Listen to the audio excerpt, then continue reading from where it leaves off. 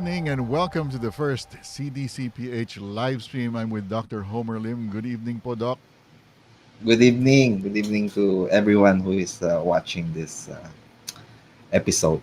Please feel free to leave your comments and reactions on our comment page on the comments underneath. For those who may not know, we are CDCPH, Concerned Doctors and Citizens of the Philippines. Doc, you want to give us a brief background on the movement? Bakit ba nag-start ang CDCPH? Well, actually, no. So CDC means the concerned doctors and citizens, no, of the Philippines. So this group was formed because we were very much worried or concerned about the current status of what the government has been doing. No? So presently, we're on some form of lockdowns. No? So the issue there is how do we get out of lockdowns safely, no? So that we want to be able to bring back, or at least resuscitate our economy, no? So because our economy has really been hit quite hard with these lockdowns, no? So if you have read already, more than 20 million Filipinos are in some form of hunger, no? And then you have about 15 million people who are actually jobless, no? So the this organization or this group was formed because we have the same ideas and the same purpose, which is how to get out of this lockdown safely and bring back people to go back to work and be able to live a pretty decent life. We're actually waiting for two more of our members. I don't want to get into the issue of the hoax until Doc Iggy comes forward kasi siya yung tinitira na ano. But even before Doc Iggy comes on board, Doc Homer, can you please explain if CDCPH believes that COVID is a hoax? Well, if CDC believe it's a hoax, then there's no reason for this, how do you say, this organization to exist, right? Because our organization is or our community is really about how to treat the patients with COVID early, at the same time protecting those who are vulnerable, and lastly, again, how to end the lockdown and make everybody live a decent life in the way they lived before this COVID thing happened.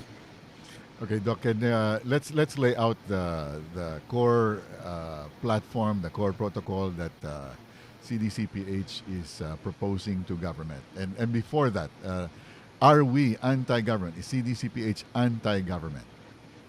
I First think time, yeah. that's one of the yeah. I mean, that's one of the things that has been being brought up by a lot of people and a lot of groups. Now, we are not anti-government, so our goal really is how to help the government come to a realization that we cannot wait for a vaccine just to be able to lift the lockdown. I think that's a bit unfair to a lot of people, especially those who have to live on a daily wage, because if they cannot go to work, then they cannot eat. So what we really want to achieve or help people, and especially the government, especially those who are in policy making, is there are other ways, there are other ways than just vaccines.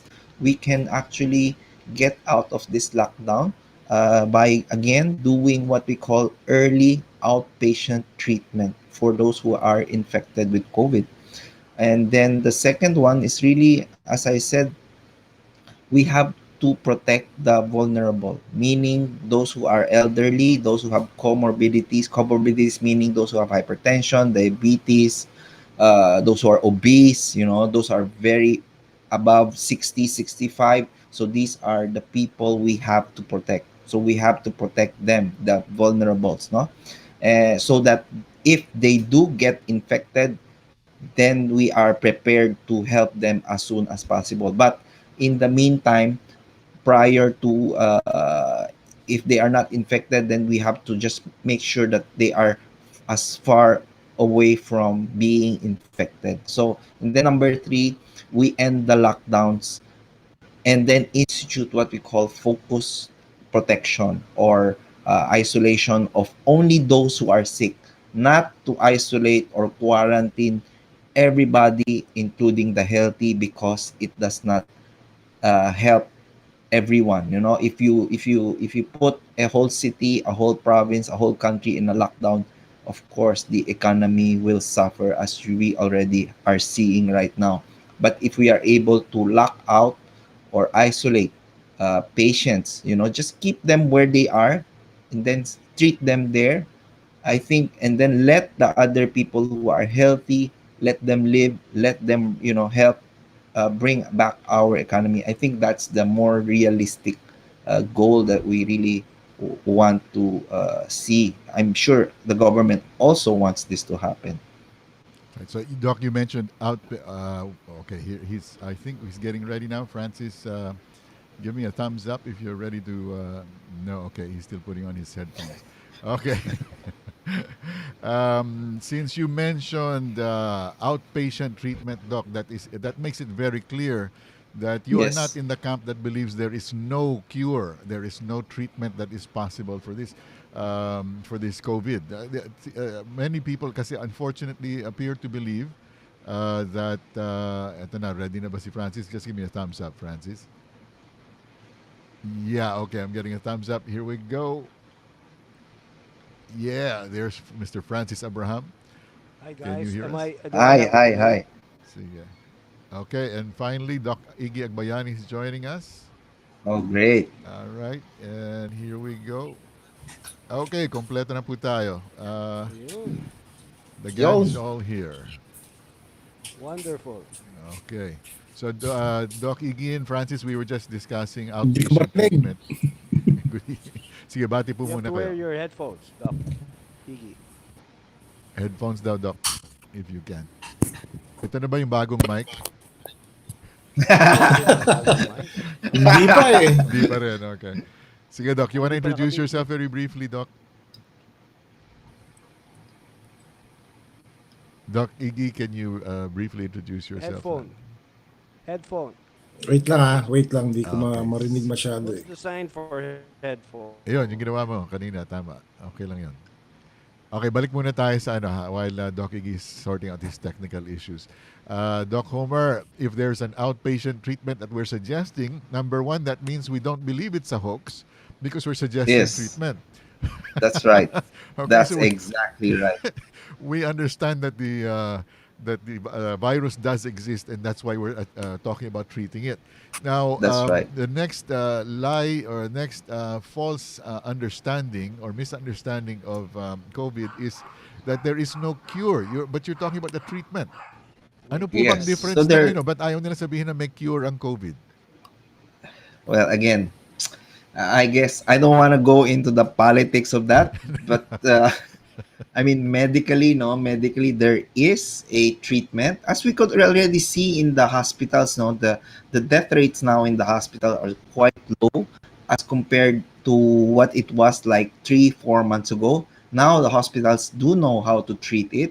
I think the doctors now are very, very confident in treating patients who are hospitalized. But our main goal here is we don't want them to be hospitalized. We want to treat them early, keep them out of the hospital, keep them from spending millions of pesos, keep them together with their families, because as you already know, when you're hospitalized, you're going to be isolated and alone. At the same time, when you're hospitalized, you're going to be spending hundreds of thousands to millions of pesos. So that's what we are trying to avoid. Okay, Francis, you want to jump in here while I do some technical things here? Yeah. You know, when there is politics involved, as Dr. Homer said, no? Uh, and there are also uh, numerous studies, especially for hydroxychloroquine. Always point out hydroxychloroquine because of the number of studies that have been Mm, made already. There are about yes, 140 plus now and counting. And yes, most of these studies, you can only count a handful that is negative to hydroxychloroquine, and the negative studies can easily be subjected to review by our doctors Homer and Iggy and tell you what was wrong with these studies. Now, basically, the way they conducted these studies are wrong. Anyways, there are so many studies on HCQ and if used as a cocktail, which shows effectivity against COVID. So in other words, may treatment protocol na effective na pwedeng gamitin ng taong bayan. At ito ay very cheap. Mura lang. Yep. Kung kaya't Yes. hindi ba ang gusto ng ating ang plano ng ating protocols na ginagawa ngayon, I believe, ni Doc Iggy at nila Doc Homer, yung a comprehensive plan ay inationalize yung scale of use nito together with other possible treatments na napag-aaralan din na dumadami na rin ng ebidensya na epektibo ang mga ito. Kung kaya't alam mo ako'y I am surprised kung bakit nga ito hindi tinitignan ng ating sariling Department of Health at yung mga doktor na nanggagamot ng COVID, yung mga frontliners na doktor na gumagamot ng COVID, kailangan labay. Kung ako nga ay civilian, nag-aaral ako at nag-google ano pa kaya yung mga doktor na gumagamot ng COVID, kailangan medyo may konting aral naman. At I guess you guys are so busy, but we are at war.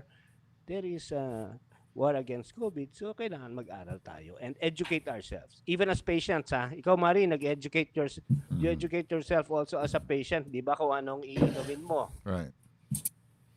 Right. Tama ba, Mari? Salamat at nilinaw mo na we are at war against COVID at hindi sa gobyerno. Ako pro-government, Duterte ako. I am a Duterte supporter.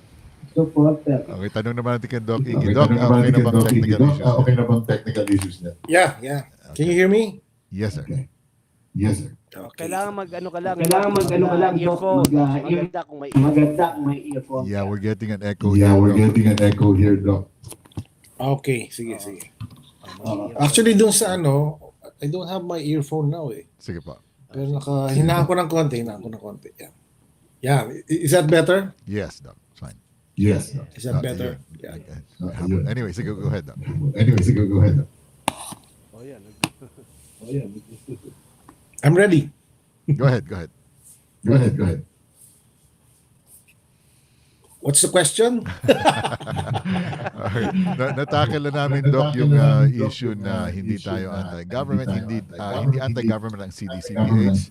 And we also began to explore the possibility that CDC Ph considers COVID a hoax. As we pointed out earlier, it's clear that if we're talking about treatment options, then we understand completely that COVID is a real disease, a real virus that needs to be addressed.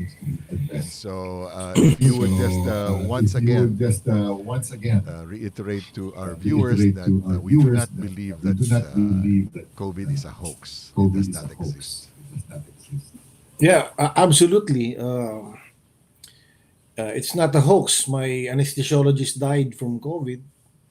The parents of my best friend, Dr. Jonas Del Rosario, both died of COVID. And there are numbers to show of the many people who died from it. I don't think we are saying that it's a hoax. But sometimes when you try to correct an overstatement of something, and say some people say it's 10 times what it is, and then you say it's really this number, you can get accused of saying that also you don't believe in it. So I don't think that's right. So I think that's a problem that should be addressed. And I there was never a single statement where I said I think it's a hoax. I have made some criticisms about it, that it could be not a real pandemic, but more of a bad epidemic. But it's certainly real. Doc, why are you Doc, making the why are you distinction? making Kung the ang distinction? pandemic Kung ibig ang sabihin pandemic ibig nakakalat sa sabihin buong mundo, nakakalat sa why buong not use mundo, the why term? not Why are you use the term? uncomfortable Why are you using the term uncomfortable pandemic? using the term pandemic? Because the real pandemic was the Spanish flu, which is 50 million people, and this COVID-19 is a little more than 1 million plus. But if you think about the flu virus, which is not ever classified as a pandemic, and it's not even new, so it's been around for quite some time. I think mga 600,000 plus ang nagkaka-flu a year. So it's not really something that you would consider a major pandemic. It certainly is a bad epidemic. And I'm not saying that it's less dangerous than the flu, but I think you tend to scare people too much if you call it such a bad pandemic.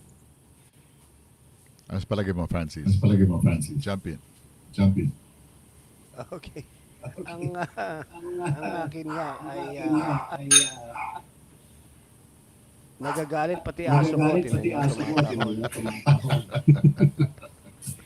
Ang Ang, ang ang sitwasyon natin sitwasyon ngayon natin ngayon sa COVID ay may sa echo pa rin COVID, may tayo, echo pa no? rin tayo. Yeah, let me see if I can do something Let about me that. see if I can Kailangan do Doc something. Iggy mag-ano Kailangan ka, makigil, gano'n ka. mag Mag, mute ka muna. mute ka muna. Nag-mute ka. Mag-mute ka. Hello? Yan, O okay. yan, tinan mo Okay. nawala. Ngayon ko So na nakita. anyways, Okay. o kaya mag-headphone si Doc Iggy dapat. In any case, ganito na it is not and we can see naman na hindi masyadong as deadly as they say it is. It is deadly for certain age brackets. Na nakikita nga natin base sa datos mismo na ibinibigay sa atin from sa buong mundo, ha. Kagaya nga ng below 19, hindi siya, it is not deadly at all. Halos zero yata ang death rates ng mga tao below 19. For elderly, mas dumidelikado siya. But hindi siya nalalayo sa flu, if I'm not mistaken, the doctors will say Yes. this, hindi siya nalalayo. Yeah, Oh, di agree. ba? Agree, So, no. yun It's na, not it's yun not na si Doc as, it's Homer not as deadly as the flu or the as the influenza. flu. Okay. Yeah. So, lahat ng ito, alimbawa, flu, lahat ng ito, if you have the flu, if you treat it early, ah, ay, ah, ay mas maigi. Hindi siya lalala. Pero pag iniiwan mo ito and you do not treat it right away, ay lalala siya. Every case of COVID, if I'm not, again, correct me if I'm wrong, doctors, I'm trying to talk like a informed patient here. Like in any case of flu, COVID begins with mild symptoms. Okay, hindi naman Yeah. bigla Yep. na lang isang araw lahat na ng sintomas sa'yo, hindi ka na makahinga. Yeah. Isang araw, Yeah. it starts slowly. So ang advice ko sa mga Yes. taong bayan, kung may flu kayo or may feeling kayo na may inuubo na kayo, may sipon, agahan nyo na kagad yung pagkonsulta sa isang doktor na marunong gumamot. First of all, tanungin nyo muna yung doktor, marunong ba kayo gumamot, Doc? Baka naman pag if you suspect that I have COVID, biglang pauwiin nyo na lang ako at mag-quarantine na lang kayo, wala naman kayong binibigay na gamot sa akin. Aba, Yeah. humanap kayo ng mga Yeah, doktor. that's. Tama ba? And you know what, Marunong that gumamot. happens a lot. Yeah, Oo, that yan. happens a lot. A lot of patients actually, no, when they have cough and colds, no, they just give them some paracetamol and send them home. And send them home, not even tell them to maybe you have to isolate yourself or anything. So when they do get home, then they infect other household members. Then Ayun. then it gets Ayun worse, na. di ba? Lalong naging Ayun na. grabe kasi buong pamilya na, buong household. So Ah, maraming kumbaga there's a lot of things na kailangan talagang i-correct, no? So sadly, correct. not enough Mm. information. I think that's the biggest issue here is there's not enough information for everyone to understand or maintindihan how does this affect us or how does COVID affect us. Yung takot lang talaga na you will die of COVID. But the other Ayun. important things nakalimutan na ng lahat or nakalimutan Mm. na i-emphasize. I think that's one of the things that we also need to do is inform the public also. Educate. Educate, yun nga yung sinasabi ko. Educate. Isa yan sa mga plano na ginagawa ninyo, nila Doc Homer at ni Doc Iggy, yung part of it is educating the people and the countryside doctors or the barangay health officials kung paano ang paggamot nitong Treatment. mga treatment That's itong right. COVID na ito. At isa That's right. yan, at Yeah. naniniwala ako, isa dyan, ay kung may flu-like symptoms ka, you should treat it. Sinabi ito ni Doc Fidel eh. Kung may Fidel Fernandez na taga Malaysia, Fernandez. kung may oo, Yes. kung may flu-like symptoms ka, dapat ang doktor should treat it as if it were COVID. Yes. You understand? Yes. Flu-like Agree. symptoms na medyo Agree. matindi. To be safe. Hindi ba? To be That's safe. right. That's right. So in So, other words, kahit na bago suspicion pa pa lang lang, pwede na i-treat. Yes. suspicion, upon Yes. clinical, ano ba yun? Clinical examination ng isang doktor, Yun. di ba? Oo. Yes. Yun.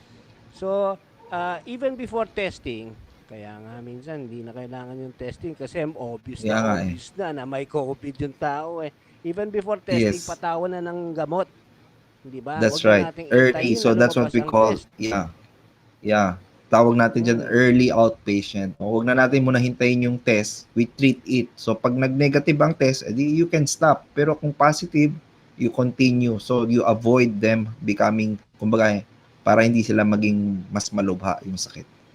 Okay, balikan na natin siguro yung issue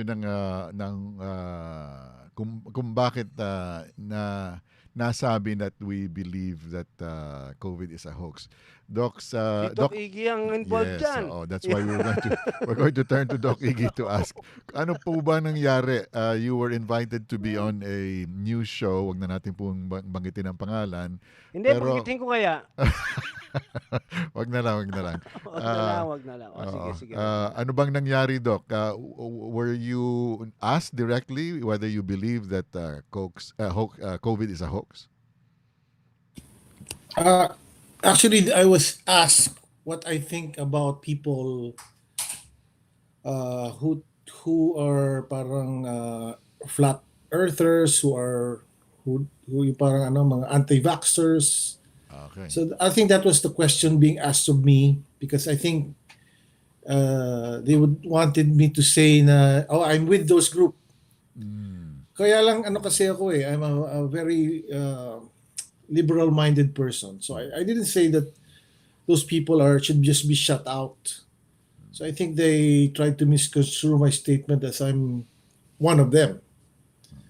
That shouldn't be the fact. That's not a fact at all.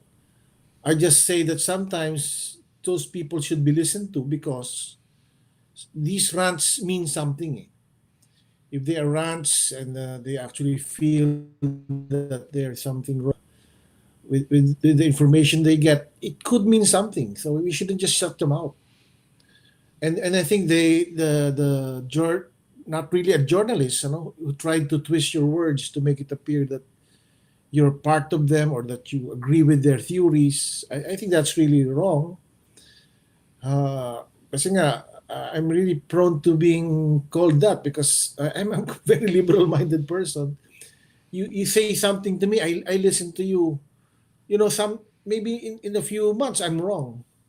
Diba? Tama ba, Francis? Kasi may mga doktor na, no, I'm a doctor. I can't listen to you. I think you're probably stupid. You're probably a hoaxer. So that's a very common thing, throughout humanity. And once you call a person stupid, and he turns out to be right, you're forced to defend something just because of your ego. And I never want to be trapped into that kind of problem. That's why I never do that. I Yun. think we should Yeah, point out also that CDC Ph is comprised of a number of people. The PH Doctors Group is now at almost 8,000 people. And hindi naman pare-parehong mga view natin sa lahat ng bagay dito, di ba? What we essentially agree on is that lockdowns aren't working, that there are cures, that there's a prophylaxis even for COVID, which many deny, which many continue to say, no, that there's no cure, there's no prophylaxis. And so those are the key elements. Did I miss any other elements that are key to membership in the CDC Ph? I thought I kailangan don't good think looking so. Oo, hindi Given na naman, yun, hindi Doc, naman. given. That's Oo. why I didn't fear joining the group because I thought talaga kailangan good looking. At saka hindi nila ine-exclude ang Joke mga yun joke ba kalboso. yun?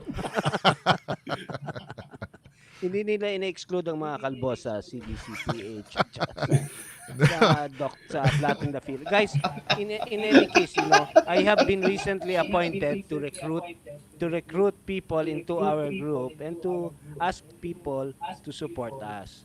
So, nananawagan po ako sa mga nakikinig. If you want to support us, join us at Flatten the Fear, the PH, and CDCP. Do we have our site na ba? Malapit na. We're going to have Which our one? site. May website tayo, tsaka nandun din yung Facebook page na madalas Okay. sinesenso ng Facebook. Correct. At sinasabi ko po sa inyo na kami po ay wala po kaming pera na nagbinabayaran kami, hindi ko may tumatanggap ng pera. Pero tumatanggap po kami ng mga donasyon kasi mayroon kaming mga efforts to educate the people at it entails certain costs.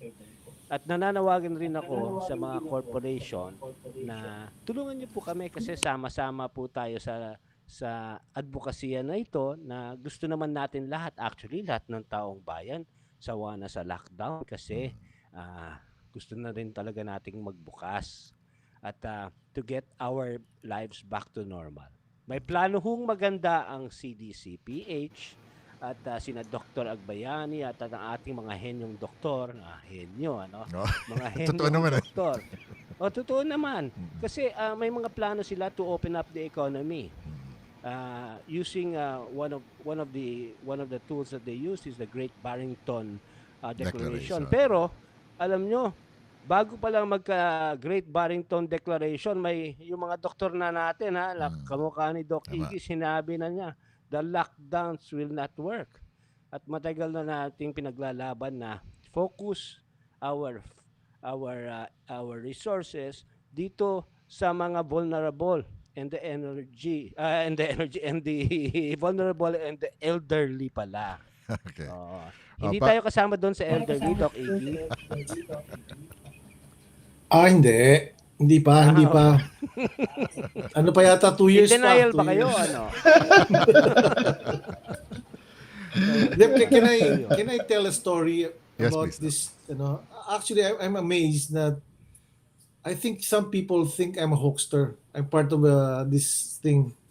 Kasi may dun sa isang group ko na mga maraming scientists doon, in-announce sa isang kaibigan ko that I have a talk on COVID.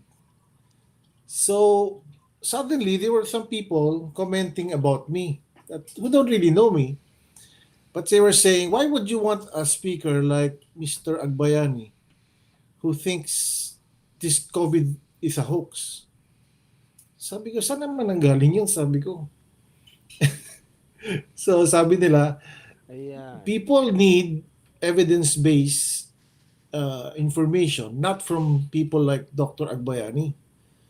So, siyempre, challenge ko yun. So, I was amazed na I think they really did not know me that well. And they were just thinking na may nagbanggit lang na gano'n. And I said, I actually do my research quite well. And then I do know what is evidence-based. And I've been doing evidence-based medicines since 1991 when I graduated. Yun lang So yan. very strange Yun that ang- how media can really twist who you are. And Correct. unfortunately, that's a very scientific group, and they actually listen to that because COVID apparently has become very politicized. Another name I was called was I was even called a Trump lover. Oh my. Oh Bakit my. naman ako, I have anyone who is anti-lockdown, who has something to say against masks, suddenly becomes a Trump lover or something Baka like naman, that. No, Doc, parang- baka naman may relasyon talaga kayo ni Donald Trump. Hindi, yung sa ano niya, yung sa mga kasama niya sa opisina yung nagdala ng COVID. Pangalan na maganda yan eh, di ba? Pero, but kidding aside, Oo. it has become so politicized na they lose the ano eh, they lose the spirit of approaching this problem outside of your politics. Sana, I really wish Scientifically. it can be done, but it's not easy, I understand, because you know nga, once you commit to one side, say, ay dapat I'm for this and that, I'm dapat lockdown ako, I'm for mask. What if new data shows na mali pala yung data na present dati? I mean, there have been retractions of studies. It's not unusual. Did you Correct. know? I actually found this amazing. I was doing my research. About 13% pala of some of the medical information we read annually are retracted. That 30%. These are already published papers. So how does that happen na 13%? And then you say na, you know what? I'm basing my what I'm telling you on evidence, on scientific articles. But you'd better check again. Baka na-retract na eh. Correct. So that's how Uh, volatile things are with the science. Hindi studies pa are. pwedeng ano yan. Hindi yan pwedeng Uh, politically attached. It's not an uh, ideology. Kaya, in connection yung sinabi ni Doc Iggy, yung studies can be retracted. Alam mo, isa sa mga, as a layperson, isa sa mga kondisyon, what do you call this? Isa sa mga rason kung bakit naniwala ako dyan sa hydroxychloroquine is because nga, merong 140 studies. So, sa tingin ko naman, sa dami ng studies na ginawa dyan sa hydroxychloroquine, ay maski na tatlo, apat, or 30 ang mag-retract, marami pa ring studies that point to its efficacy, no? Tapos sa remdesivir, yung ginagamit nila sa ospital, anim lang ang studies na, 6 or 7 studies. At itong remdesivir is widely used dito sa ating mga ospital. So nagtataka talaga ako bilang isang layperson kung bakit the medical community, the scientific community, do not look at uh, the compilation of numerous studies and actually make a conclusion out of it. Di ba? Totoo Yeah, yan, yeah. Francis, kasi it's a process eh. You know, Mm. as you know, all of us know that there was a study many months ago that said hydroxychloroquine does not work, but then it was retracted. Yun na nga, yung sa Lancet, So di so ba? imagine that people who were shouting, "Oh yay, yay, hindi pala nag-work ang hydroxychloroquine." Suddenly Oo, i-retract. oo nga, oo nga. So those Alam are mo, I've been very quote prestigious scientific journals. journals that were retracted na apparently Oo. hindi pala ma-verify ng mga Mm-mm. authors kung paano ginather yung information. Since they cannot verify, Correct. they would not sign Mm-mm. on the article. Therefore, it was Correct. withdrawn kasi hindi nila ma-verify. Imagine that. Alam mo ano, Mari, I'm very thankful dito sa mga doktor natin like Doc Iggy and Doc Homer. Si Doc Iggy, isa yan. Nung I was researching about hydroxychloroquine and everything, parati nang sinasabi niya, alam mo, follow your common sense, follow your common sense. Never sa akin nagsabi yan na, o hindi ka naman doktor, dapat Mm. sundan mo yung mga doktor. He always looked for the, na alam mo, Francis, ang sinabi sa akin ni Doc Iggy, pantay tayo eh. Sabi ko, paano naman tayo naging pantay? COVID is novel. Ang ibig sabihin ng novel ng COVID, pareho tayong walang alam tungkol doon. Hindi ba? Yan ang sinabi mo sa akin, Doc Iggy. Kaya sabi niya, patuloy mo yung pag-aaral mo at do not, if it makes sense to you, do not let other people put you down. Kasi what happens is that pag hindi ka doktor and you try to study it, sasabihin sa iyo, sino ka ba? Ano bang alam mo? Photographer ka lang, Francis, etc., etc. No? At madalas nga ang sinasabi ko, ang pinakikinggan kong doktor, yung mga doctors who can explain to me scientifically and logically how a medicine works, why it works, who can answer my questions. Di ba?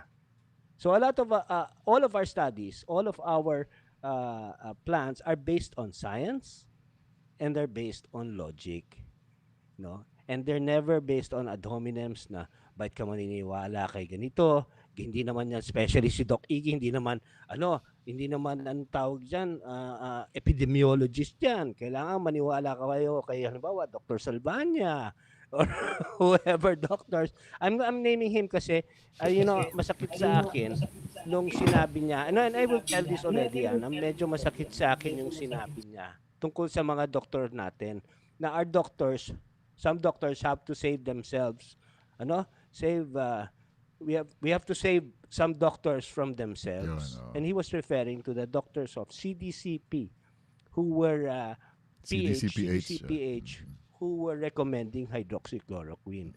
And ako, I am not a doctor, but I'm challenging him now. Dr. Salvania, there are so many studies that point to the efficacy of hydroxychloroquine. And kindly show us what the negative studies are, rather than do ad hominems, what the negative studies are. And perhaps our doctors can peer review the negative studies and tell you what's wrong with it. Let's not engage in any name calling. Let's engage in true science and facts. O yan. I said my Well, I piece. think we can Labas ko na. I think Ang we can sama. Meron begin. akong kwento rin dyan, Francis. Ang ganda ng kwento ko tungkol dyan. Sige nga, Doc. Ano. Pakikwento nga. Kasi ganito, for example, I am an orthopedic surgeon. I would consider myself highly respected. I've done so many surgeries na I think others won't even bother trying because it's either too hard. But anyway, I've done my homework. I'm considered an expert. But this is what I can say. Don't ask me what the best implant is.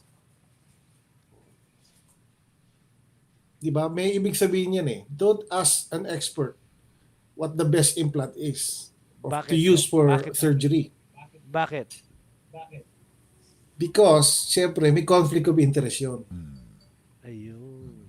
So, the same thing, I wouldn't ask an infectious disease doctor, what's the best brand of antibiotics? Ayun. Conflict of interest yun. Si Doc Homer, bakit ka natatawa, Doc Homer? Sige nga, Doc. Doc Homer. Kasi I'm not the Well- only one who's observed this, but many very good, fair, and evidence-based doctors are already saying na may problema na ang medical community. Yeah. And some doctors will say, Dr. Agbayani, ano ka ba? Doktor ka, ba't mo sinasabi yan? But I've read other doctors say the same thing. One of them is actually si John Ioannidis. He wrote an article way back mga 2012, I think, citing what I'm saying now. Most of our studies are pharmacy-driven because nandun yung pera eh. I mean, how can a study progress kung walang pera? So again, I repeat, don't ever ask an orthopedic surgeon what the best brand of implant to use because we're not the best person to ask. In fact, you want to know whether joint replacement works or not. The study you read are the ones published by family physicians Ayun. because wala silang conflict of interest. In fact, if you understand yung Cochrane analysis, Cochrane reviews are not done by orthopedic surgeons on orthopedic issues. Cochrane reviews are done by someone who does not belong into the industry, who studies the industry. So those are one of the things na ginagawa namin, but not saying na yun lang ang best way. No? So again, really the best person to ask is not an infectious disease doctor when it comes to antibiotics. Going back to the Lancet study and the New England Journal of Medicine, both I believe are 200 years old and really world-renowned, world-trusted. Ang problema was that the Surgisphere organization was apparently led by a Harvard graduate doctor, and he's the one that was behind one of the authors of that study. And doctors, please feel free to correct me if I'm wrong anywhere here. But he was one of the authors of that study that was sent to and published by the Lancet, which was later retracted within 14 days. But among the doctors who stood up and spoke out about the errors, the apparent errors and contradictions in the study, was an ophthalmologist. So, malinaw na hindi ibig sabihin na porket hindi ka virologist, hindi ka epidemiologist, na hindi mo na alam yung you're a doctor, you receive the same training, so you know what to watch out for. Doc Homer, can you talk more about ano bang paborito mong study na gusto mong i-debunk Well, about hydroxychloroquine? well, I mean, I mean, let's compare, hydroxychloroquine with remdesivir. If you would look at remdesivir, they only one study out of the many studies by China, from China and from the World Health Organization, the Solidarity, did not show any benefit. The only study that remdesivir, or the makers of remdesivir are trying to tout, is the one that showed that it has benefit in shortening the what we call, yung tinatawag, yung shortening yung day of ICU, in the, kumbaga, yung araw na nasa ICU sila, na shorten, no, but the mortality, no, it does not shorten, or it does not improve mortality, which is yung pinaka importante. So there's a lot of question why yung remdesivir was even approved by FDA. So and then Europe also ordered $1 billion worth of remdesivir, even though showing that it doesn't really improve mortality. So again, there's a question of uh, yung financial ties to how drugs are approved, no? Yeah. Yes. Oh. Uh, the other two studies which are normally brought out in response to our saying that hydroxychloroquine works are the Solidarity, the WHO Solidarity trials, and the UK recovery trials. Doc, what can you tell us about those two Well, studies? the two trials, no, the one made by WHO, no, which is the Solidarity trial, no, and the recovery. Actually, they use a very high dose of hydroxychloroquine, up to 2,400 milligrams per day, no. Normally we only give 400 milligrams of hydroxychloroquine a day, so that's like 6 times as high as what you ordinarily give to patients for these kinds of infections. So of course, if you give that high dose, then they will have so many more side effects as compared to what you ordinarily use for patients on hydroxychloroquine, no? And then secondly, the issue of using hydroxychloroquine already on hospitalized patients. So yung una, in the Solidarity and the recovery trial, no, they showed that in hospitalized meaning na hospital na sila, no benefit, no. But there's a new study just came out, just I think, just I just read it a few hours ago, no, in Brazil, no, over 3,000 patients, if I remember correctly. They were given hydroxychloroquine with prednisone, no? And it showed that those on hydroxychloroquine and prednisone had a 24% improvement, or of dying, no? So again, there's study, as we go further along, no, you will see more study coming out that hydroxychloroquine does work, no. We're not saying remdesivir does not work. We're just saying that as of now, there is no data showing that remdesivir work as well as what these drug doctors or these drug companies are touting it to be. But we know that hydroxychloroquine works whether as outpatients or in hospitalized patients. Okay. Gusto ko rin malaman, Manny, May no? I add I'd like to to... that, ano? Kasi sometimes, Okay, okay. parating sinasabi, kailangan raw may randomized control trials, no? Mm. But in the real world, may tinatawag tayong mga logical inferences or analysis whether a drug works or not. One, of course, yung clinical evidence ng mga doktor, although they say that's only anecdotal. But the other one is yung nangyari sa France. And there's another one na nangyari sa Brazil. Because sa France, they actually remove hydroxychloroquine because of what the WHO said from their market. So hindi nagamit yung hydroxychloroquine for about, I think, 3 weeks or 4 weeks. However, binalik nila after that period. And what did you observe about the results of the patients who were hospitalized? There was a drop excuse me, there was an increase. There was an increase of number Luminous. of severe cases, and talagang very noticeable. They actually showed the graph that during the time na tinanggal yung hydroxychloroquine, there was an increased number of severe cases and even deaths. So that's just a perfect Yun. example of how it doesn't have to be a randomized controlled trial. The other Eh, one is in Brazil. In Brazil, there was a region where they were given hydroxychloroquine. Kasi maraming regions sa Brazil, it's a big country. So the rest of the country, hindi nabigyan yun. So you might say na, oh, baka may advantage yung region na yun. But it's one of those proofs that doesn't have to be randomized controlled trial. But in that region, na nabigyan ng hydroxychloroquine, talagang mababa yung mortality, mababa yung hospitalization. And eh, again, meron pang and, isa, di ba, Homer? Yung mga may rheumatoid arthritis. What can you say about that? yes. Yeah, so yung mga rheumatoid, no, they did not develop or they did not had an infection. I think to add that yung RCT, no, those doctors who keep on saying na, it should only be randomized controlled trials before you actually use the products or the devices.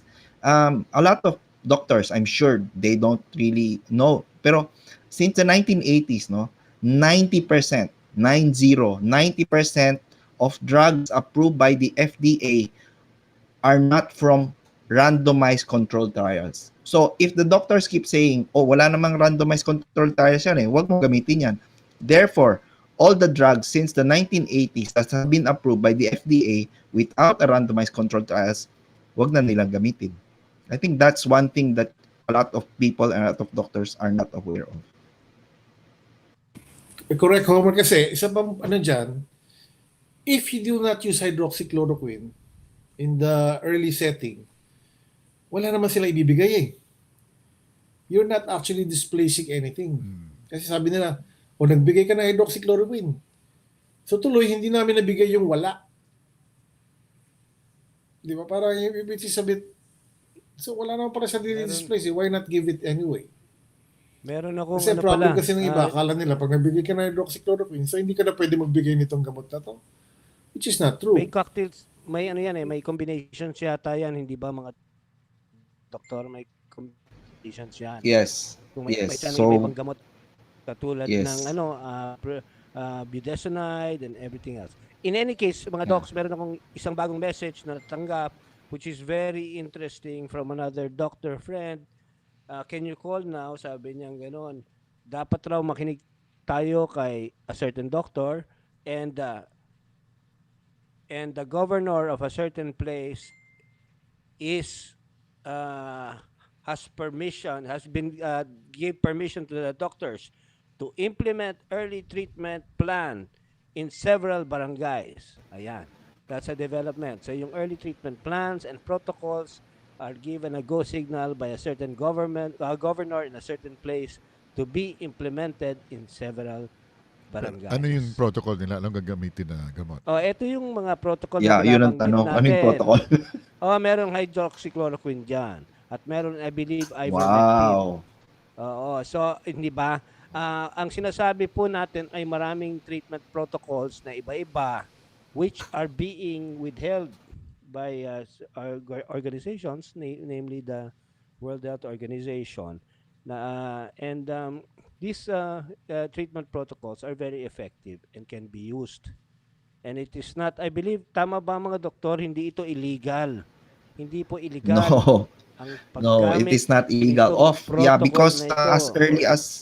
early as March or May, DOH already came out with a memo saying we can use antivirals and antibacterials, as off-label use for patients with COVID infection. So it's not illegal, no. I don't think So that's fake the news right, yun. Fake news you know. yun. Yung sinasabing illegal Yeah, ang that sadly, yun ang fake news, no. Hindi naman kaya ni-revoke, Doc, after WHO came out with the solidarity, or what was it? The Lancet study. After the fake Lancet study came out, the WHO said, well, they halted their hydroxychloroquine trials, and then of course, all over the world, people stopped using hydroxychloroquine, di ba? but the memo of Nawala si Doc.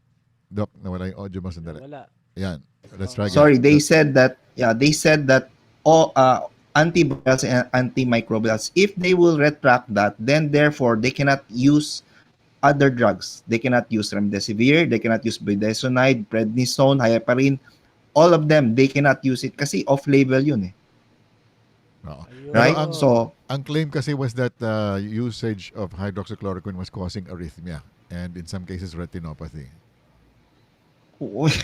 as we have said, how long has hydroxychloroquine been used, no? To say, yun nga, the reason that they're saying that it can cause arrhythmia and retinopathy is because the dose was 1600 milligrams or 1.6 grams to 2.4 grams, no? We only use Overdose. 400 milligrams, 0.4 grams per day. So, of course, kung ganun ka-high ang dose, talagang magkakaroon ka ng heart Oo. problems, no? Eh So di I ba, think that's Yun. one thing that we have to Oo. point out also. ang WHO Solidarity Yun. Trial also rejected remdesivir, did it not? It said it was not working. Yes, nothing worked except it seems to be nothing really worked except there was some advantage of using steroids, no, and So, heparin. mukhang walang Heparin. lumalabas na pwedeng gamitin sa mga WHO trials. Meron ba? Oo. Is there Yes, anything? yes, Which one? yes. Wala Wala. talaga. Walang Remdesivir didn't lumalabas. work. Okay. Wala. Alam mo, Docs, ang tansya ko niyan, hindi ako. Ang tansya ko diyan parang it is suspicious. Bakit sa dinami-dami ng trial, unang-una, ang World Health Organization ang nagpatigil ng solidarity trials ng hydroxychloroquine gawa nga ng faulty Lancet study na yan na lumabas. Secondly, ang sinasabi ng World Health Organization, so tinigil nga yung clinical solidarity trials. Secondly, ang dosages na nirekomenda na galing sa World Health Organization is highly overdosed nga. So nagtataka ako, being the World Health Organization, bakit hindi nyo alam yung dosage, yung tamang dosage? Isn't that very suspicious? Kaya nga nagkakaroon ng mga anong tawag doon, conspiracy theorists.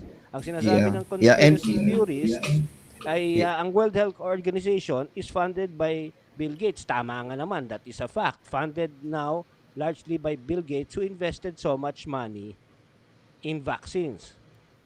Kaya parang sinasabi nila, abay may conflict of interest. Siyempre, sisirain ng World Health Organization yung mga studies na yan. Remember mga nakikinig po kayo, hindi kami conspiracy theorists. Ni-explain ko lang kung bakit nila sinasabi na may conspiracy ang World Health at saka si Bill Gates para siraan ang ibang gamot upang itaguyod ang vaccine. Yun lang ang sinasabi ko. It doesn't mean that we believe in them. Respond muna si Pero, Dr. Homer tapos I'll yun, pose a Doc, question to sige, Doc Doc. Iggy. Doc Homer muna. I think what we should also note is hydroxychloroquine is actually an essential drug listed by the World Health Organization. So, there's no excuse why they would use a very very high dose, even though they already know the standard dose for hydroxychloroquine is actually 400 to 600 milligrams. And do you know the story behind it? Actually, they were asked yung mga lead researchers nung sa England, yung recovery study, they were asked in a French radio program. The lead author was asked, "What do you know why this dose was given? Why was it so high?" So ang reply niya is that he thought it was being used as the dose for amoebic dysentery. So, parang na-shock lahat kasi ikaw ang lead author nun and you would say that. So, nag-reply yung isang lead author. Sabi, probably he wasn't too aware of it being a lead author. He was just supervising the whole thing. But then he was called up and asked to verify what he said. And he did verify it na yun ang talaga alam niya. So in other words, even the lead author of that study, and it's on record, and you can search it. I'm not making this up. Did not even know the correct dose to use because even thought it was amoebic dysentery. Okay, Doc, Yeah, that's right. my question naman, wait, there we go. My question naman was going to be on the issue nga of why it appears, no, like I've asked this before, is the situation in the Philippines such that the Department of Health rules over, decides treatment options for the doctors who are personal doctors. If I were to be, God forbid, I get COVID and I come to you, would the DOH be allowed to overrule your prescription for me and say, no, no, no, you can't dose that, you can't give that because we don't like that drug? Doc Iggy first, maybe. Homer, mas kabisado ba? Actually, no, no, you cannot. I mean, DOH again, same thing because DOH came out with the off-label use of antibacterials and antivirals. So therefore, uh, they cannot stop doctors from prescribing drugs that they think that might help um, their patients. Now, remember, we're not just talking about COVID. If they do start doing this, then there will be a crisis, meaning there's going to be a problems. The whole medical profession will become in danger. Because why? Then parang lumalabas that the big brother is taking over the medical practice of the Philippines, which is, I think, that's not very nice to see. But isn't that precisely the problem ngayon, Doc? Kasi we're hearing that a lot of doctors are afraid to prescribe hydroxychloroquine precisely because they're going to be, sabihin na natin, poor choice of words, pero persecuted by the DOH or in a worst No, case no, no, scenario, no. prosecuted. It's not actually DOH who will be they will be in trouble with the problems with doctors who want to prescribe. Actually, there are doctors who are prescribing. No, they're just not telling everyone because why? They don't want to get in trouble with their respective medical societies, because the medical societies will usually tell their members, okay, you can do this, you cannot do that, you can prescribe this, you cannot prescribe that. So the problem is not with the DOH. The problem lies with their respective medical societies, because they might get in trouble with them. In the same vein, can the WHO dictate to our Philippine Department of Health and say, no, you're not supposed to prescribe this, stop doing it?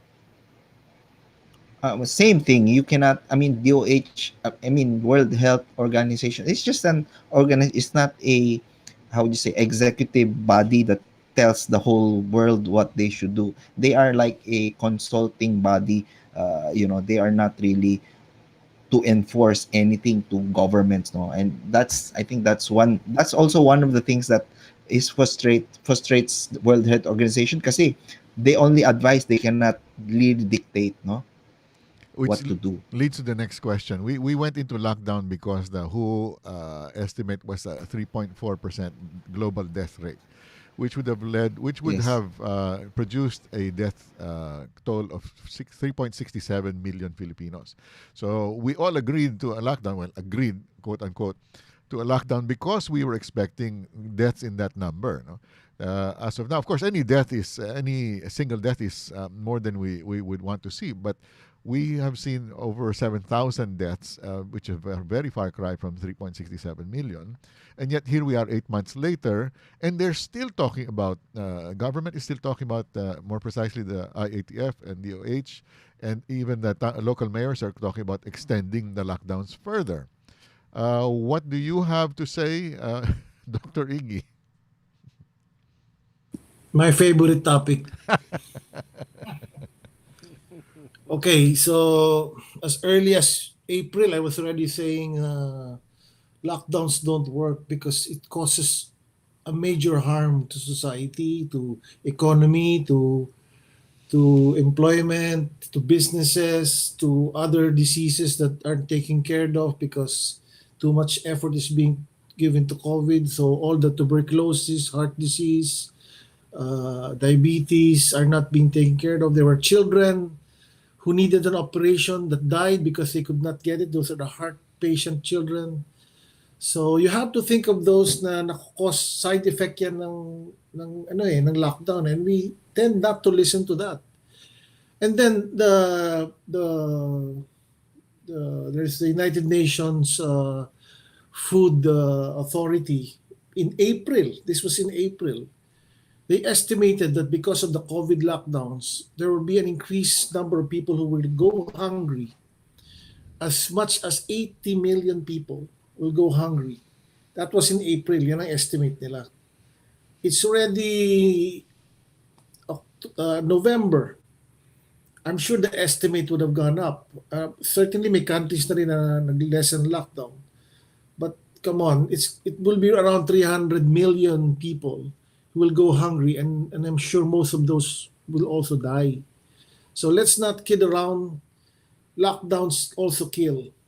So even the WHO has said it is a last resort that should be used only to allow some rest, to allow the health system to reorganize, but it should not be used this much in the long term kasi you have to think of those things na namatay. Does it work? It probably helps in that way. Kaya lang, at what cost? So people are saying, uy, salamat sa lockdown, konti lang ang namatay. But actually, that may not be true. Salamat rin sa lockdown, baka marami pang mas mamamatay doon sa side effect niya. So, is there a way out?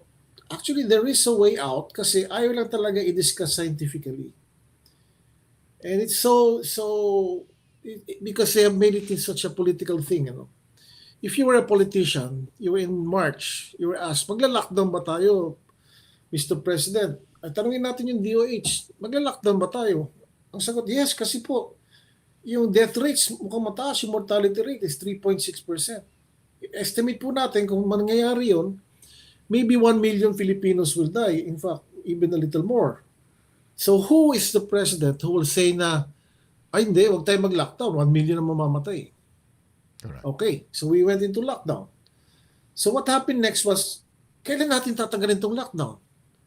Medyo mababa na yung numbers. Pag tinanggal niyo po yung lockdown, Mr. President, baka madagdagan yung mamamatay. So hindi tayo makalabas dun sa lockdown because we have no alternative. Which is wrong now because alam na natin yung data. We know that lockdowns is hurting our country, our economy. You do not have proper transportation. You do not allow children to go to school, which is causing so much harm. Businesses are just not going up. We're either stagnant or going backwards. So it really doesn't work. So it should stop, and people saying it should stop, but yun na nga, takot na naman, baka tumaas ang cases. No? So we are offering something. We are offering a better treatment in hydroxychloroquine. We're offering ivermectin. We're offering so many things like to improve immune response. Then, what was very surprising in about mid-October, late or mga October 15, I think, which I have been reading since April, they came out with this idea called, it's in the Great Barrington Declaration. The idea basically is to stop the lockdown and offer something that is much, much safe. Which means hindi mo ila-lockdown so you can bring up the economy, but you do not endanger the vulnerable and the elderly. So they have a strategy. But every country will have its particular way of doing it. So is this an experiment? It is not necessarily an experiment because epidemics are actually ended by herd immunity. But the way it will be done now is medyo may pakikilaman ng konti. And there's been modeling studies to show that it will work.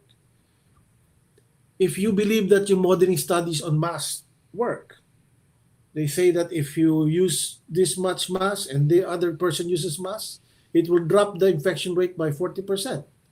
So that's a modeling study. But the same way, they are saying that if you do this focus protection method, it will work. So ano ba ang choice natin? We cannot stay on lockdown.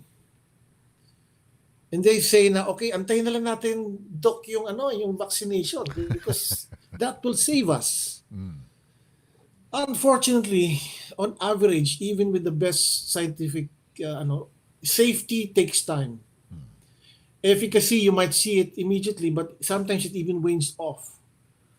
So I'm looking at maybe 2 years since the time that they developed the first vaccine. After that, before we can say na safe enough yan to use.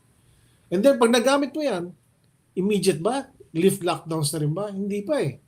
So it also takes time. So it might be another half a year.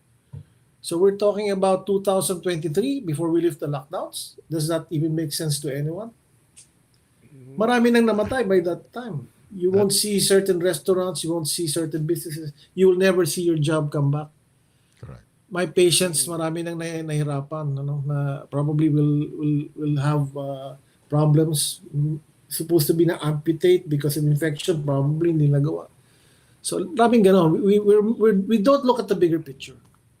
When I Yun nga, I think tama si Doc Iggy yung we decided hindi based on science but based on fear. mm, At saka we decided na hindi natin tinitignan yung effects ng lockdown and what might be the effects of a lockdown, which we are now experiencing. Ang daming nawala ng trabaho, ilang milyon, millions of people lost their jobs, and because they've lost their jobs, hindi na sila kayang magpa-hospital, they cannot buy the medicines, they cannot live normal lives.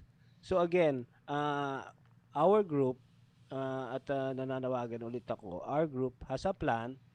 We have, I think it is a very excellent plan to be able to get out of lockdowns even before December, which means, uh, I think, correct me if I'm wrong, Doctors Homer and Doc Iggy, kaya nating lumabas ng lockdown if our plan is implemented immediately by at least November 15.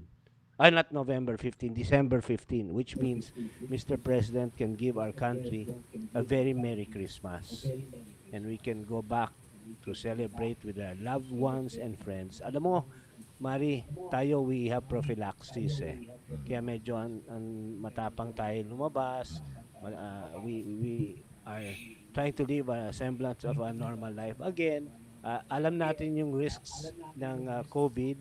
We are informed by I call it our own back scientific team or group of doctors to back us up, our and own I am very CDC. grateful for that. Our own CDC Ph to help us. So yun, kaya natin to. Sana magkaroon tayo ng appointment kagad with the IATF, with the President, at sina Sir Harry Roque, kung makikinig siya sa atin, at i-present ito sa Presidente. Our doctors are willing to defend their data and their studies. And I'm very confident kasi narinig ko na yung side nila eh. Narinig ko na rin yung ibang side eh. At I'm not being biased pero hello, it makes sense eh. So much sense to me. Meron kasi akong Francis, meron akong narinig na Mm. statistics na hindi maganda from Ano one yun? of our fellow members, si Brian Masigan, who mentioned that at the onset of the lockdowns, the typical, let's say, middle class Filipino had enough savings to take him through 3 weeks. 3 weeks. It's now been 8 months. Paano na? Masakit Okay? talaga. Napag-usapan din namin yung issue ng, okay, let's say, inutang na niya ang last 8 months niya. para, para to keep on eating. Pagbukas man ng ekonomiya, kung negosyante yan, saan kukuha ng puhunan yan? At yung pag nagbukas ka ng ekonomiya, meron ka ng mabebenta, kunyari yung stock mo, pwede mong balikan. Mm. Sino naman ang may pera pa para bumili Para sa'yo? bumili. Mm. No, for 8 months, this has been the situation. So, and they keep putting it off further. I don't know kung that's why the challenge that I've been making is kung gusto nilang i-extend yung lockdown sa more, di itigil na muna natin yung sweldo nila. Yung mga nagdedesisyon na ituloy yung lockdown, tigil muna sila tulad ng atin na 8 months na wala tayong mga Oo, masakit. Masakit, Mari. Maski na sa akin, masakit. I've had to, at times, I am short and, jobs are far in between. And I consider myself even lucky to have jobs Pareho tayo. and certain projects. Oo, sa industriya natin. Alam nyo, and I'm sure the other people know that. So, in a situation like this, ang fear ko kasi dito sa IATF ay pare-pareho yung mga ideas nila. So they are just sila mismo, they just agree with each other. Yung sinasabi po namin ay medyo iba Out sa of the box. ginagawa ngayon. Out of the box, hindi, actually, when I say Sa out bagay, of oh. the box, parang hindi eh. Kasi it makes sense. It makes sense. It is not difficult to understand eh. Yung protection of the vulnerable and the elderly. Bakit mo naman poprotektahan yung mga hindi mamamatay at yung hindi in danger na mamatay? Siyempre, ang poprotektahan mo, yung mga mamamatay. Di ba? So, kung wala kang danger na mamatay, hindi mo kailangan ng protektahan. Kung wala kang danger na kapitan ng COVID, pwede kang lumabas. Yung mga bata, walang danger na mamatay, pwedeng pumunta ulit sa eskwela. You don't need to burden the families. Maganda rin yung sinabi ni Doc Iggy. Sa bawat batang nag-homeschooling, may isang member ng family ang pinipigilan mong magtrabaho. Right away, alam mo, ang daming komplikasyon. So, sana makinig sila sa atin kaagad at magkaroon tayo. We are not anti-government again. I want to say, we are not anti-government. Gusto namin tumulong sa gobyerno. At ako personally, mahal ko ang ating presidente kasi nakikita ko yung puso niya. Okay, so mga doc, we have covered the fact that we do not believe that COVID is a hoax. We have been proposing treatment ever since we first launched in September, and we have never stopped proposing treatment. So why would we be proposing treatment for a virus that we do not believe exists? Obviously, we believe that it exists. Secondly, we are proposing, and that is probably what has put the target on our backs. We are proposing one of our treatment options. Just one of our treatment options is controversial, primarily because again of the U.S. elections. We believe, na politika lang, and this is the from all sources say na this is the first time we've ever seen this happen, where a drug becomes so controversial that it is banned in this a 65-year-old drug, no less. No? But let's also point out that we are offering other options. We are suggesting vitamin D, vitamin C supplements, and the doctor should fill out this list for me. Ivermectin, budesonide has already been mentioned. Ano pa ba mga iba? Regeneron, Viptadil, Zinc. zinc, leronlimab. What am I missing, mga doc? Yeah, that's pretty much it. Yeah. Meron akong Para mabigat ako ng meron ating isa, responsibility, TCM. Meron akong feel TCM niyo na ba na stock. do you feel na para mabigat ang responsibility natin? Tapos sa asa ba ang Pilipinas sa atin lang? Actually, it is a big Alam mo, responsibility. Yes. I'm learning more from you guys. I'm learning more from what I read, and I realize it's a big responsibility. And it's no longer a joke, eh. And it's really worth all my time, and I would really like to put all my efforts, all my passion into this, because I really think if we can really help our country this much, you can die happy. Right. Agree. man, yeah. Agree. I Ang agree. key issue Parang talaga, ganun, yun ang feeling ko about this.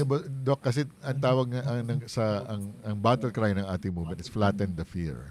And apparently that is the key issue that we're dealing with here. Even amongst the, let's say, members of the IATF, members of the DOH, maybe because they have not looked into the studies regarding all these other drugs. I don't know how that's possible, that you would be involved in dealing with COVID and you have not done these studies. And yet here we are, kami layman ni Francis pareho, pero napag-aralan na namin to the extent that we can understand the lingo, Correct. no? And when we cannot understand, we can always turn to you to ask you to explain it. Pero it's Correct. very strange talaga, di ba, Francis? Ang tawag nga sa atin, doktor, minsan ang tawag sa akin, Dok, ano ba yung Alam mo, parati ko sinasabi, hindi naman ako doktor. I am Dr. Love. I am not a real doctor. Okay, what have we missed any na-address na natin yung mga maling pagkaintindi sa kung anong positions ng CDCPH. And again, I'll remind everyone that the official positions of CDCPH are what we have put down in writing. Now, if you hear that we believe COVID is a hoax, please show us where any of our official statements have said we don't believe that COVID exists. That we have also, as I mentioned earlier, we have a variety of opinions regarding vaccines, regarding masks. So there is no official position from CDCPH as the interim communications officer of the group.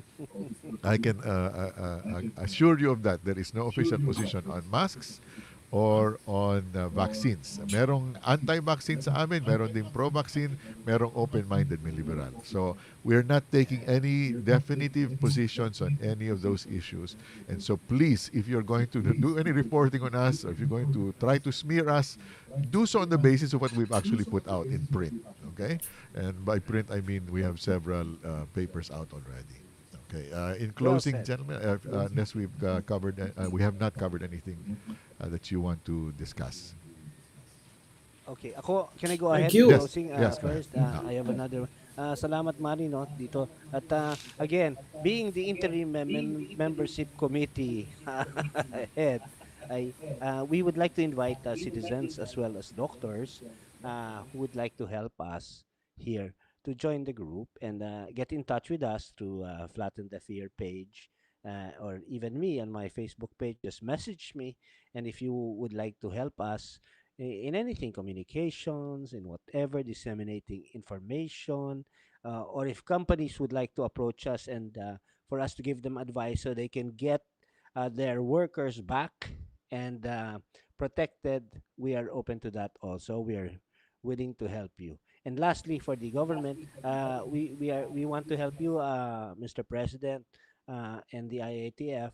We are one with you guys, and I'm sure the what you guys want is to lift the lockdowns. We have a plan that we have worked on that we would like to present to you that we may able and we believe we may able to lift the lockdowns by December 15 at least if you guys can please give us a chance to present our plan. Yun lang, maraming salamat po.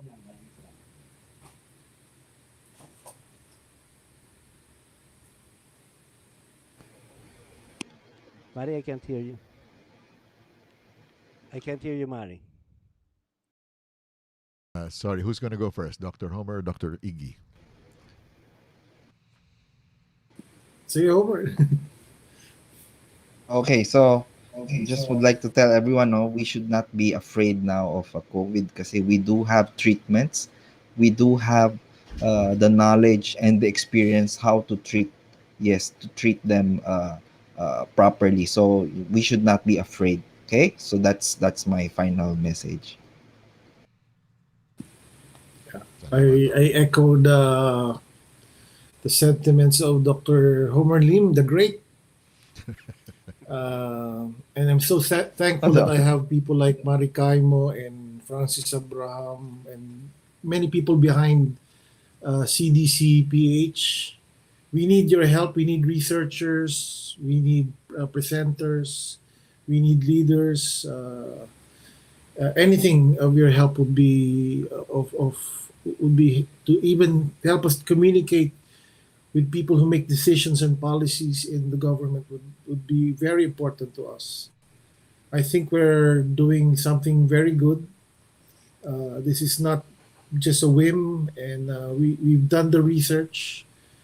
And we are not alone. We are backed up by giants, as I've always said, the Great Barrington Declaration. And we added the tweak that is including certain drugs that should have been considered by the WHO. And of course, to improve our immune system. Thank you. All right. Thank you very much, gentlemen, and lahat ng nanonood or manonood pa.